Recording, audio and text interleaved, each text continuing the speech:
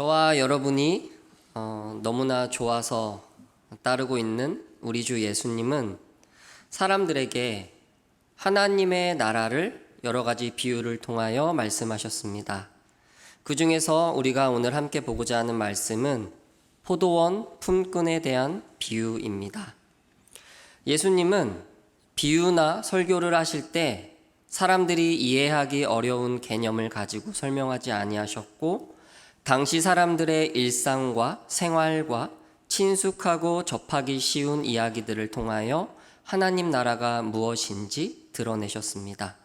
왜냐하면 더 배우고 덜 배우고 이런 것과 상관없이 모든 사람들이 주님의 말씀을 듣고 이해하고 깨닫고 돌이키기를 바라셨기 때문입니다.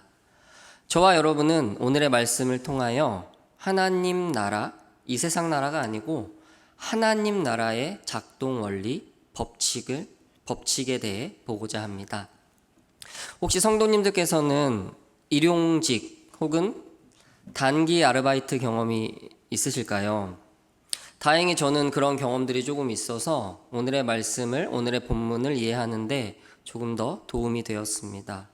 저는 주로 방학 때 이제 대학 시절에 이제 방학을 이제 좀 2달 반 이렇게 하는데, 이 방학 때 단기간으로 고생해서 빨리 많이 버는 그런 일자리들을 구했고 선호했고 또 종사를 했었습니다.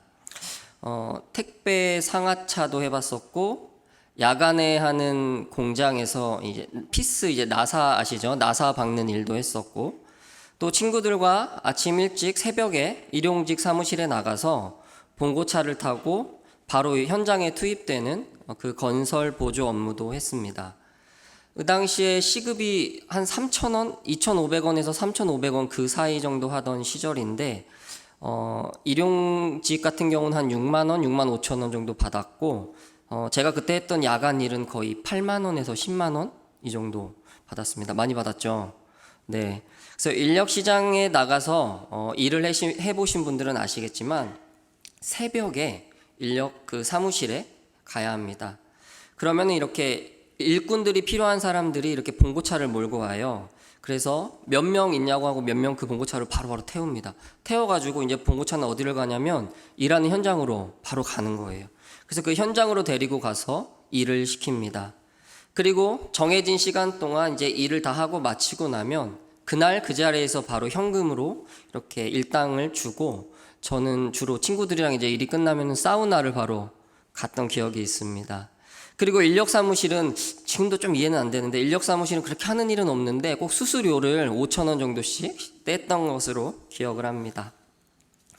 오늘의 본문은 포도원에서 일을 시키려는 주인과 그 일을 하는 사람들의 이야기이고 비유입니다. 포도원 주인은 꽤 일이 급했던 모양입니다. 주인은 이른 아침에 나가서 일하는 사람들을 데려옵니다. 마치 새벽에 일꾼들이 필요해서 이렇게 봉고차를 타고 그 모집하러 오는 사람들과 비슷합니다. 그렇게 데려온 일꾼들과 한 데나리온의 품삯을 약속하고 일을 시킵니다. 이 데나리온은 이 당시 로마 시대의 그 로마의 무게 단위입니다. 우리는 지금 킬로그램이라는 무게를 쓰죠. 그람이나 킬로그램 이런 것과 비슷합니다. 그래서 데나리온 자체가 무게 단위인데, 이 당시 로마 군사들이 하루 일을 하면 한 데나리온을 품삯으로 받았습니다. 이게 뭐 정확한 매치는 당연히 안 되지만 그냥 우리 문화에서 조금 이해해 보자면, 올해 우리나라의 최저시급이 얼마인지 아실까요? 9,160원입니다. 그래서 본문에는 이른 아침부터 저녁까지 한 6시, 7시까지 일을 했다고 되어 있기 때문에 지금 개념으로 대충 환산하자면 한 8만 원, 10만 원 그 정도로 생각하시면 이해가 될 것입니다. 인력 시장에서 보통 가장 먼저 선별되어 일터 현장으로 가는 사람들이 있습니다. 어떤 사람들일까요? 주로 선별되는 조건들이 있습니다. 제일 먼저는 김씨 또 왔어, 이게 바로바로 알아봐요. 뭐냐면 이미 그 일을 해봤고 노하우가 있는 사람들, 그냥 작업반장들이 바로바로 태웁니다. 이들은 노하우가 있고 그 일의 경험을 가진 자들입니다. 만약에 경험이 없는데 사람들이 더 필요하면 이제 어떻게 뽑냐면 주로 힘을 쓸 줄 아는 좀 신체 건강하고 비교적 젊은 사람들을 데려갑니다. 포도원 주인도 새벽에 나가 가장 일을 잘하고 가장 신체 건강하고 그 일을 경험해본 요즘 시대 말로는 가장 경쟁력이 높고 능력이 많은 사람들을 뽑아와서 일을 시켰을 것입니다. 여기까지가 우리가 알고 있는 이 세상의 상식, 이 세상의 법칙입니다. 우리가 사는 이 세상의 인력시장 이야기는 그냥 여기서 딱 끝이 납니다. 만약에 일을 시키려는 사람보다, 일자리보다 그 일을 구하려는 사람이 훨씬 많다면 어떻게 될까요? 일을 구하지 못하는 사람들은 그냥 일자리가 없는 겁니다. 그냥 하루 공치고 집으로 돌아갈 것입니다. 이 세상의 논리와 법칙 안에서 어느 누구도 일을 구하지 못한 이 사람들을 돌아보거나 주목하지 않습니다. 그런데 어찌된 일인지 오늘의 포도원 주인에 대한 이야기는 여기서 더 진행이 됩니다. 우리에게 익숙한 본문인데 잘 아시는 것처럼 이른 아침에 일꾼들을 구했음에도 불구하고 오전 9시에 그리고 12시 정오에 그리고 오후 3시에 다시 인력시장에 나가 일꾼들을 구해옵니다. 일을 구하지 못하고 빈둥대고 있던 사람들에게 다가가서 내가 상당한 품삯을 너희에게 줄 테니까 내 포도원에서 일을 하라고 합니다. 그리고 그들은 그 주인을 따라갑니다. 여기까지는 일손이 부족했나 보다, 혹은 일이 되게 많아서 빨리 오늘 처리해야 됐나 보다, 이렇게 추측할 수도 있습니다. 그런데 오후 5시가 됩니다. 이제는 해가 져가고 일이 다 끝날 무렵 다시 주인은 인력시장에 나가 아직도 일을 찾지 못하고 있는 사람들에게 이렇게 묻습니다. 어찌 종일토록 빈둥거리고 있소? 이 사람들이 빈둥거리고 싶었겠습니까? 그러자 이들이 이렇게 대답합니다. 우리를 품꾼으로 쓰는 이가 없습니다. 아무도 우리를 데려가지 않습니다. 저와 여러분은 이 사람들이 누구인지 주목해야 합니다.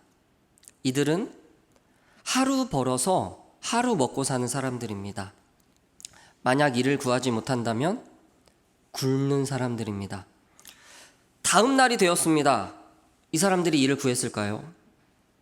저는 아니라고 봅니다.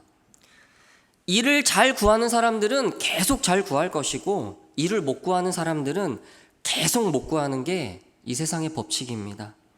한정된 일자리 안에서 능력 있고 건강한 사람만이 일을 또 구했을 것은 너무나 당연한 이야기입니다. 그러나 이들은 5시까지 일을 구하지 못했음에도 불구하고 포기하고 집에 그냥 갈 수는 없는 사람들입니다. 아마도 돌볼 가족들이 있었을지도 모릅니다. 그리고 이미 며칠씩 굶어서 오늘은 기어코 일이 있어야 되는데 하면서 기다리고 있었던 사람들이었을 수도 있습니다. 하루 온종일 아무도 써주지 않는 이 사람들은 누구일까요? 우리들은 추측해 볼 수 있습니다. 우선 이들은 부자가 아닙니다. 그리고 다른 사람보다 능력이 많고 젊고 신체 건강한 사람들이 아닙니다. 다른 사람들보다 더 배운 사람들도 아닙니다. 그들은 종일토록 아무도 써주지 않던 사람들입니다.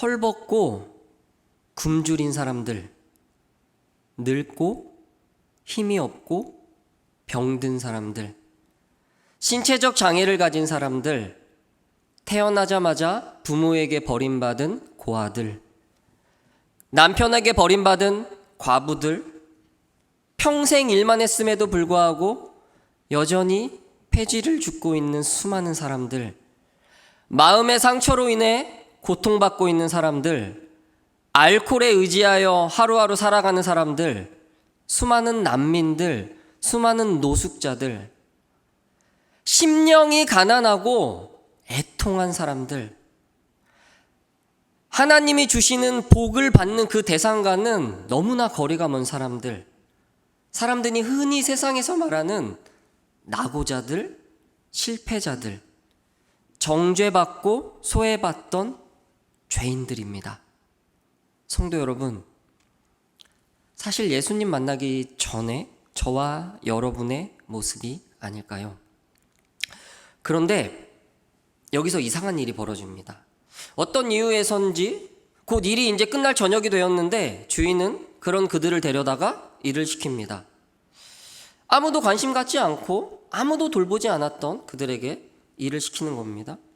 자, 이제 해가 떨어지고 일이 끝났습니다. 이제부터 주인은 이해할 수 없는 행동들을 하기 시작하는데 바로 성도 여러분들은 바로 여기서부터 하나님 나라를 목격하시고 만나시기를 바랍니다. 왜냐하면 하나님 나라는 이 포도원의 주인과 같다고 하셨기 때문입니다.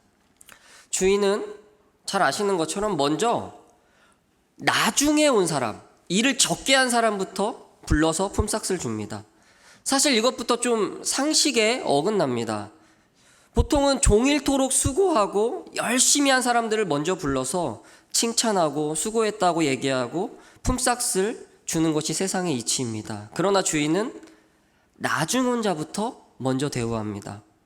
고작 1시간 일한 일꾼에게 주인은 그들에게 온전한 하루치 품삯인 한 데나리온을 줍니다. 자, 이때 아침부터 왔던 이 사람들의 마음이 어땠을까요? 저와 여러분이 먼저 온 사람들이라고 한번 생각을 해봅시다. 와, 이러지 않았을까요? 오늘 횡재했구나. 한번 보세요. 저 일 얼마 1시간도 제대로 안 한 저 사람들한테도 하루치 품삯을 주는구나. 저 낙오자들한테도 하루치를 다 주는구나. 이 주인이 진짜 돈이 많은가 보다. 어쩐지 사람도 필요 없는데 이렇게 많이 데리고 와서 이상하다 생각했는데 돈이 되게 많은가 보다. 저 사람에게 하루치 준다면 나는 최소한 오늘 몇 배는 더 받겠구나. 10절에 보시면 먼저 온 자들이 더 받을 줄 알았더니 이렇게 기록하고 있습니다. 그런데 그들에게도 주인은 한 데나리온을 줍니다. 모두에게 동일한 한 데나리온입니다. 종일 일한 사람들의 마음이 어땠을까요? 상식적으로 한번 생각해 보십시오. 12시간 일한 사람, 13시간 일한 사람이랑 1시간 일한 사람이랑 똑같이 준다. 아마 노조가 있다면 난리 났을 거예요. 저와 여러분이었다면, 저와 여러분이 이들이었다면 이들의 반응과 달랐을까요? 우선은 이해가 안 가고 억울합니다. 아니, 어떻게 저 사람이랑 나를 똑같이 취급할 수 있느냐? 어떻게 이 사람들 어떤 사람들이 봤잖아요. 어떻게 저 사람들이랑 내가 똑같을 수 있느냐 하는 거죠. 그리고 주인에게 따집니다. 어찌 종일 수고하고 더위를 견딘 우리와 저 사람이랑 똑같이 대우할 수 있습니까? 그러다 주인이 이렇게 대답합니다. 너에게 한 데나리온을 주겠다고 하지 않았느냐? 너는 그것을 그대로 받았다. 내 것을 가지고, 나의 것을 가지고 내 뜻대로 하는데 네가 무슨 자격으로 나의 이 선함과 의로움을 악하게 보느냐라고 책망합니다. 주인을 원망하며 억울해하는 이유가 무엇입니까? 내가 생각한 것처럼 일한 만큼, 일한 시간에 비례하여 내가 가진 능력과 내가 꾸린 이 환경에 비례하여 내가 가진 경쟁력, 남보다 더 높고 내가 더 잘난 것에 비례하여 그 수고에 비례하여 보상을 받아야 되는데 이런 것과 전혀 상관없이 그냥 완전히 거꾸로 저 사람이랑 그냥 똑같이 대접을 받았다고 느꼈기 때문입니다. 여기에는 은혜가 끼어들 자리가 없습니다. 그런데 그들은 덜 받은 것이 아니죠. 한 데나리온을 받았습니다. 이들은 사실 손해가 없습니다. 누가 손해를 봤습니까? 주인이죠. 유일한 손해를 본 사람? 주인입니다. 사실 일한 만큼 그냥 돈을 주는 주인이라면 아주 편합니다. 뭐하러 이렇게 힘들게 인력시장에 계속 나갑니까? 그리고 간단합니다. 그냥 열심히 한 사람 많이 주고 일 못하는 사람 안 주고, 이 세상의 법칙, 한 만큼 받고 능력만큼 대우받는 방법, 이렇게 했다면 처음 온 사람들은 억울해하지도 않고 당연하다고 생각했을 것입니다. 그것이 이 세상의 법칙이죠. 그러나 주인은 아침에 9시에, 12시에, 오후 3시에, 저녁 5시에 하루에 5번이나 더 나가서 아무도 돌보지 않는 일꾼들을 데려와서 그들에게 일한 것보다 몇 배는 더 그들에게 지불함으로써 가장 큰 손해를 보았습니다. 생각해 봅시다. 주인은 왜 그랬을까요? 왜 이 미련하고 번거롭고 손해보는 이 길을 택했을까요? 왜 이 세상에 버림받은 자들을 손수 택하여 자신의 포도원에 드릴까요? 그리고 주인은 이것이 어떤 광요도 아니고 자신의 뜻이라고 합니다. 성도 여러분, 그 이유는 그들을 향한 주인의 사랑 때문입니다. 다른 어떤 것으로도 설명할 수 없습니다. 주인이 아무도 써주지 않는 이 풀꾼들을 먹이기 위하여 하루치 품삯을 준 이유는 그냥 그들을 향한 긍휼과 자비와 사랑 때문입니다. 기꺼이 스스로 모든 손해를 감수하시고 이 세상에 버려진 죄인들에게 다가가서 손수 그들을 자신의 일꾼, 자신의 품꾼 삼으신 이유는, 그리고 이 자리에 앉아있는 저와 여러분이요, 이 자리에 앉아있는 저와 여러분을 자신의 일꾼 삼으신 이유는 우리가 받을 영원한 형벌을 불쌍히 여기사 대신 죽으신 예수 그리스도의 사랑 때문입니다. 저와 여러분은 그것을 은혜라고 부릅니다. 오늘 이 시간 저와 여러분의 선포되고 있는 하나님의 나라는 결코 죽어서 가는 곳이 아닙니다. 저와 여러분의 소망이 무엇입니까? 저와 여러분의 신앙생활하는 데 소망은 무엇이냐면, 하나님이 통치하는 하나님의 나라가 우리가 살고 있는 이 세상에 임하고 실현되고 확장되는 것입니다. 소망 없는 이 세상에 예수로 시작된 이 나라, 예수로 시작된 이 하나님의 나라는 너무나 당연하게 이 세상 나라와 충돌합니다. 이것은 너무나 당연합니다. 하나님의 나라는 우리가 지금까지 살펴본 이 세상의 법칙, 이 세상의 방법과는 완전히 근본적으로 다릅니다. 저와 여러분이 이 세상에 속해 있지만 이 세상에서 하나님의 나라를 산다는 말은 이제는 내가 이 세상의 법칙대로 살지 않겠다는 선언이고, 하나님 나라의 법칙대로 이 세상을 살아가겠다는 선언입니다. 하나님 나라는 수고와 노력에, 가지고 있는 것에 비례하여 보상되어지는 나라가 아니라, 아무도 돌보지 않던 자들, 억눌리고 소망 없이 죄 안에 뒹굴던 사람들이 먼저 되는 나라입니다. 저는 우리 주님의 나라가 이런 나라이기 때문에 너무너무 좋습니다. 여러분은 어떠십니까? 사실 오늘의 이 본문의 비유는 예수님께서 베드로가 하고 있는 질문에 대한 대답을 하신 겁니다. 마태복음 19장, 20장 앞에 19장에 보면 이제 부자 청년이 와요.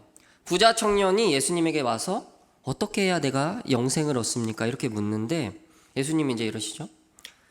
네가 가진 모든 소유를 팔아서 가난한 자를 나눠주고 이 세상에 미련을 두지 말고 너는 이제 나를 따르라, 이렇게 말씀하시는데, 청년이 이제 근심하면서 돌아갑니다. 그것을 본 베드로는 이제 예수님께 이렇게 묻는 거예요. 주님, 저 청년은 이제 그냥 가는데 저 청년과는 다르게 나는 모든 것을 다 버리고 지금 주님을 이렇게 따르고 있으니까 그럼 나는 무엇을 받겠습니까? 하고 묻습니다. 그것에 대한 대답이 오늘의 비유입니다. 그것은 먼저 된 자가 나중되고 나중된 자가 먼저 되는 하나님 나라의 법칙입니다. 저와 여러분은 한 명도 예외 없이 5시에 온 사람들입니다. 아멘이십니까? 사실 이 비유 자체에서 먼저 온 사람들은 누구냐면 유대 종교인들을 지칭하고 있습니다.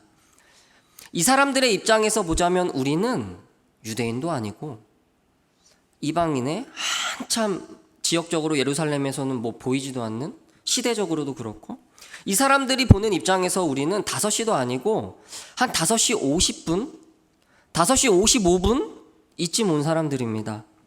그런데 우리가, 저와 여러분이 신앙생활을 하면 할수록 어쩌면 우리 자신을 먼저 온, 아침에 온 품꾼이라고 착각할 때가 있습니다. 새신자 말고 오래 예수 그리스도를 믿을수록 그럴 수 있습니다. 종일토록 하나님께 헌신했고, 교회에 나왔고, 헌금을 했고, 충성과 봉사를 했고, 세상 사람들과 구별되게 헌신했으니 이 세상에서 그들과 다른 어떤 복, 그리고 죽어선 천국의 큰 상금의 보상을 받기를 바라며 신앙생활할 때가 있다는 말입니다. 특히 교회 중직자나 사역자들에게 이런 마음은 쉽게 찾아옵니다. 베드로도 마찬가지입니다. 내가 다 버리고 주님을 위해 오랫동안 하고 싶은 거 참고, 즐기고 싶은 거 참고 구별되게 살았으니 무엇을 받겠습니까? 사역자들도 얼마든지 마찬가지죠. 내가 이제 이 길에 들어서서 이렇게 가고 있으니 내 사역은 조금은 다른 사람보다 달랐으면 좋겠고, 저런 작은 교회는 아니었으면 좋겠고, 어떤 열매가 있었으면 좋겠고, 어떤 신앙생활을 하며 사업을 하시는 분들도 내 사업의 어떤 것들은 믿지 않는 자들보다는 조금 더 풍성했으면 좋겠고, 내 자식들이 조금 더 좋은 학교에 갔으면 좋겠고, 조금 더 높은 자리에 갔으면 좋겠고, 이런 마음이 저와 여러분 안에 있다는 것입니다. 이런 것을 드러내놓고 대놓고 하나님께 드러내지 않더라도 은연중에 저 사람들보다는 내 형편이 나아야지 할 때가 있습니다. 거리에 나앉아 있는 사람들, 중독자들, 그리고 감옥에 있는 죄수들, 이 사람들과 내가 똑같다고 느껴지십니까? 적어도 저 사람들보다는 내 삶이 나아야지, 적어도 아무도 써주지 않는 저 사람들보다는 나를 더 대우해 주시고 나를 더 사랑해 주셔야지 할 때가 있습니다. 그런데 하나님 나라는, 하나님의 백성은 오늘 그런 것이 아님을 명확하게 보여주고 있습니다. 이 땅에 침투해 들어오는 주님의 나라는 인간적 보상의 나라가 아니고 하나님의 자비와 긍휼과 사랑의 나라입니다. 모든 것이 그분의 은혜 위에 모든 것이 세워져 있습니다. 성도 여러분, 이 나라에 살기 위해서는 딱 하나만 필요합니다. 그게 무엇이냐면 한 데나리온입니다. 10데나리온, 100데나리온이 아니고 한 데나리온이요. 주인이 이 자리에 앉아있는 여러분에게 주신 한 데나리온은 우리가 일한 품삯, 우리가 일한 대가가 아닙니다. 먼저 온 자들도 마찬가지입니다. 먼저 온 자들도 그들이 일해서 한 데나리온 결코 받는 것 아닙니다. 한 데나리온의 가치를 제대로 안다면 먼저 온 사람이나 나중 온 사람이나 이것이 어떠한 가치인지 알게 됩니다. 먼저 온 자나 늦게 온 자나 일한 것과 전혀 상관없이 모두에게 은혜로 주시는 한 데나리온은 무엇일까요? 이 한 데나리온은 우리가 일한 품삯이 아니고 예수 그리스도의 핏값입니다. 주인은 품꾼들에게 예수를 준 것입니다. 예수의 보혈과 예수의 부활로 얻어진 여러분의 구원과 영생입니다. 그분의 피값이기 때문에 일한 시간에 상관없이 주께 오는 모두에게 동일하게 주시는 것입니다. 조건이나 자격이 저와 여러분에게 없다는 말입니다. 그런데 만약에 저와 여러분이 우리가 신앙생활하면서 우리가 마치 아침에 먼저 온 품꾼으로 우리 스스로를 여기며 신앙생활하면 큰 문제가 찾아옵니다. 하나는 무엇이냐면 이 세상에 일어나는 모든 일들이 하나님이 내가 주께 드린 신앙생활의 보답으로 주신다고 여기게 됩니다. 이렇게 되면 어떤 좋은 일이 생겼을 때는 주님이 주신다고 감사하지만 고난과 어려움이 찾아올 때는 언제나 당황하며 내 신앙의 부족으로 가게 됩니다. 이렇게 되면 늘 신앙생활이 무엇을 하나님과 거래하여 무엇을 얻어내는 조건을 충족시키는 고난의 시간들, 고단한 시간들이 됩니다. 기쁨과 행복과 감사와는 점차 거리가 멀어지게 됩니다. 이것이 첫 번째 문제라면 두 번째 문제는 무엇입니까? 다른 하나는 이 세상에 헐벗고 실패하고 굶주리고 예수를 몰라 죽어가는 사람들을 쳐다보지 않고 돌아보지 않게 됩니다. 내가 채움을 받지 못하고 있다고 여기는데 어떻게 다른 이에게 시선이 가겠습니까? 한 데나리온은 너무나 부족하고 합당하지 않은데 어떻게 주인이 다른 이에게 주는 한 데나리온에 감사하며 기뻐할 수 있겠습니까? 예수님은 아직 재림하지 않으셨습니다. 그쵸? 그 말은 무슨 말이냐면 아직도 포도원에 품꾼으로 데려와서 한 데나리온을 아낌없이 주실 사람들이 이 세상에 남아있다는 말입니다.